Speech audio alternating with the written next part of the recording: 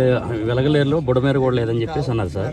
ఈ బుడమేర ఇక్కడ ఉంది, ఇక్కడ 11 గేట్లు ఉన్నాయి, ఇక్కడ ఒక ఇరిగేషన్ డిపార్ట్మెంట్ డిఈ గారు కూడా ఇక్కడ ఉన్నారు. ఆ రోజు ఏమన్నారంటే మాకు 20 గంటల ముందే ఉందండి, 20 గంటల వ్యవధిలో మేము అధికారులందరికీ తెలియపరిచినా కానీ వాళ్ళు అప్రమత్తం చేయలేకపోయారు. మా వంతుగా మేము ఎంఆర్ వాళ్ళకి కలెక్టర్లకి వీళ్ళందరూ తెలియపరిచాం. ఇక తర్వాత మాకు తెలియదు అని చెప్పేసి ఆ రోజు మాకు సమాధానం ఇచ్చారు సార్. వెలగలేరు అనేది లేదనేది కరెక్ట్ కాదు. అసలు బుడమేరు ఏదైతే ఉందో బుడమేరు ద్వారా విజయవాడ నగరానికి ఇబ్బంది లేకుండా చూడడానికి ఈ వెలగలేరు అనేది ఇక్కడ తయారు చేశారు. తయారు చేసి దీనికి ఇక్కడ గేట్స్ కూడా అమర్చారు. గేట్స్ అమర్చడం వల్లనే ఇక్కడ నుంచి వాటరు మనం కృష్ణా నదికి పంపగలుగుతున్నాం. కానీ ఇప్పుడేమంటే వాళ్ళు ఊహించిన దానికంటే ఎక్కువ వర్షం రావడము, పైనుంచి వరద రావడము, వీటన్నిటి ఫలితంగా ఎక్కడికెక్కడ కాలువ గండ్లు పడడం జరుగుతూ ఉంది. ఈ సందర్భంలో అధికారులకు కూడా వేరే మార్గం లేదు. అధికారులు ఏమంటే ఆ వాటర్ ఎట్లయినా సరే కృష్ణానదికైనా పంపాలి. కృష్ణానదిలోకి పంపలేకుండా ఎక్కడికక్కడ గండ్లు పడుతున్న నేపథ్యంలో అక్కడ శాంతిపురం దగ్గర గండ్లు పడినా అవి కూడా పోయి నేరుగా విజయవాడలోకే పోతాయి.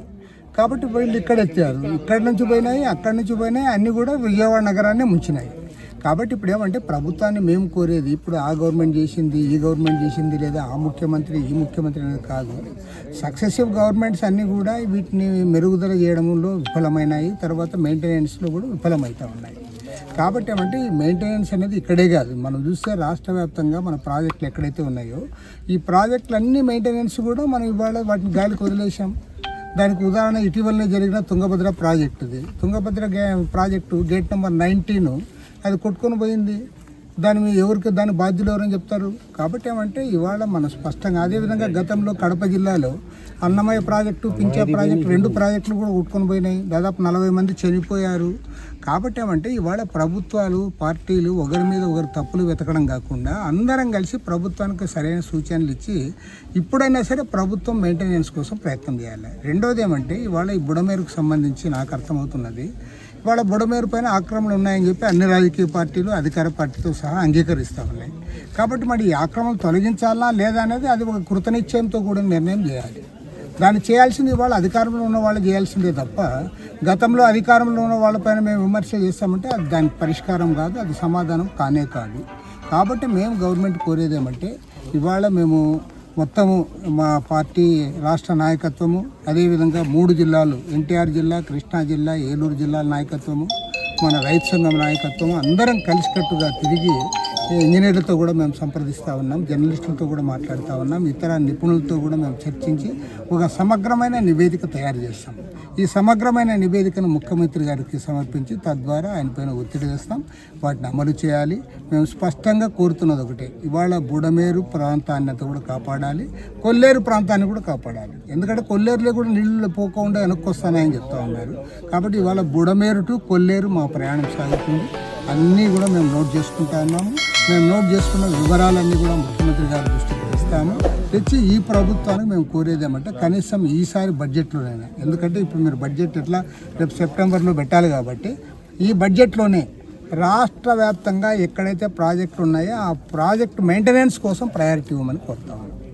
ఆల్ ప్రాజెక్ట్స్, అది ఇరిగేషన్ ప్రాజెక్టులు కానీ లేదంటే తాగునీటి ప్రాజెక్టులు కానీ ఏ ప్రాజెక్ట్ అయినా సరే ప్రాజెక్టుల మెయింటెనెన్స్కి నెంబర్ 1 ప్రాధాన్యత ఇవ్వాలి. ఆ రకంగా ప్రభుత్వం చర్యలు చేపట్టాలి. అదేవిధంగా ఈ మొన్న జరిగిన దాంట్లో మాత్రం మేము ఖచ్చితంగా ప్రభుత్వాన్ని తప్పుపడుతున్నది ఏమంటే కృష్ణా నదిలో ఆల్మట్టి మొదలుకొని ప్రకాశం బ్యారేజ్ వరకు అన్ని డ్యాములు ఫుల్గా ఉన్నప్పుడు, ఈవెన్ తుంగభద్ర డ్యామ్ కూడా ఫుల్గా ఉన్నప్పుడు మీరు వాటర్ మేనేజ్మెంట్ సక్రమంగా చేయలేదు. వాటర్ మేనేజ్మెంట్ ఎందుకు చేయాలంటే అధికారాలనే ముఖ్యమంత్రి గారి దగ్గర పెట్టుకుంటా ఉన్నారు. ఏ ఇంజనీర్ మాట్లాడే పరిస్థితి ఉండదు, ఇరిగేషన్ మంత్రి మాట్లాడే పరిస్థితి ఉండదు. కాబట్టి అంటే వాళ్ళు ఎవరు కూడా నిర్ణయాలు తీసుకోలేకపోతా ఉన్నారు. నేను క్లియర్గా చెప్తా ఉన్నా, పెద్దగా నేను ఇంజనీరింగ్ చదువుకోకపోయినా నువ్వు ఇవాళ తుంగభద్ర డ్యామ్ వదిలిపెట్టండి, కనీసం శ్రీశైలంలో, నాగార్జున సాగర్లో, అదేవిధంగా పులిచింతల ప్రాజెక్టులో నీవు వాటరు కిందకి డెప్లీట్ చేసి ఉండొచ్చు. కనీసం ఒక్కొక్క దగ్గర 10-15 టీఎంసీలు తగ్గించుకుంటూ పోయింటే కూడా ఇవాళ ప్రకాశం బ్యారేజ్ దగ్గర ఒకేసారి 11 లక్షల క్యూసెక్కులు ఎందుకు? నేను ఇప్పుడు మినిస్టర్తో మాట్లాడితే మినిస్టర్ ఏమంటాడంటే పైనుంచి వచ్చింది 5 లక్షలే, కింద 6 లక్షలు వచ్చింది. ఫోన్లే పైనుంచి 5 లక్షలు వచ్చింది కదా, మన పైనుంచి 5 లక్షలు ఆపింటే అప్పుడు నీకు ప్రకాశం బ్యారేజ్ మీద ఇంత ఇది పడి ఉండేది కాదు కదా.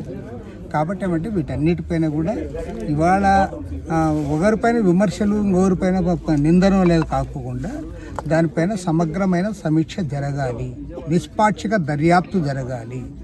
దర్యాప్తు జరిగిన తర్వాత దీనికి బాధ్యులు ఎవరైనా దానిపైన మనం డిసైడ్ చేయాలి.